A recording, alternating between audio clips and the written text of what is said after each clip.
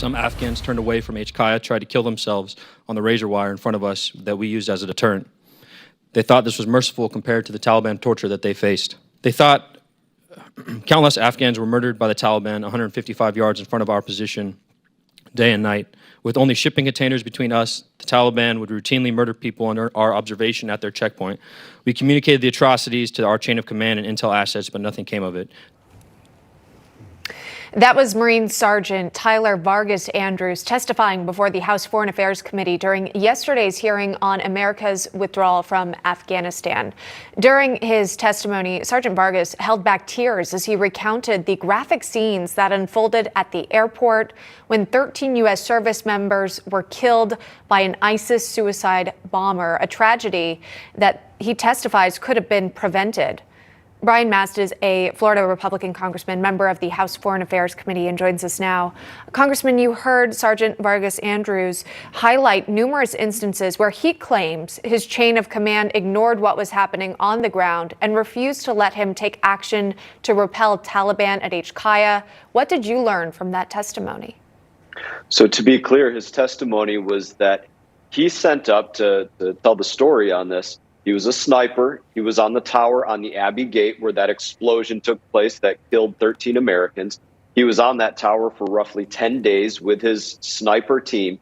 And they believe they had intel as to what the bomber would look like, what the bomber would be wearing, who the bomber would be traveling with. He believes he found the bomber through the scope of his rifle, not just for a minute or two, but for a long period of time, requested to engage that, and nobody in his chain of command could give him the engagement authority or even knew where to find the authority to engage what intel sent them was potentially the bomber.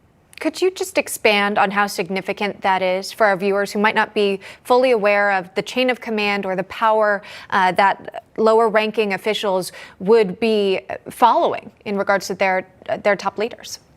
Well, let's speak about the danger of this in totality and why that chain of command and those rules of engagement are so important.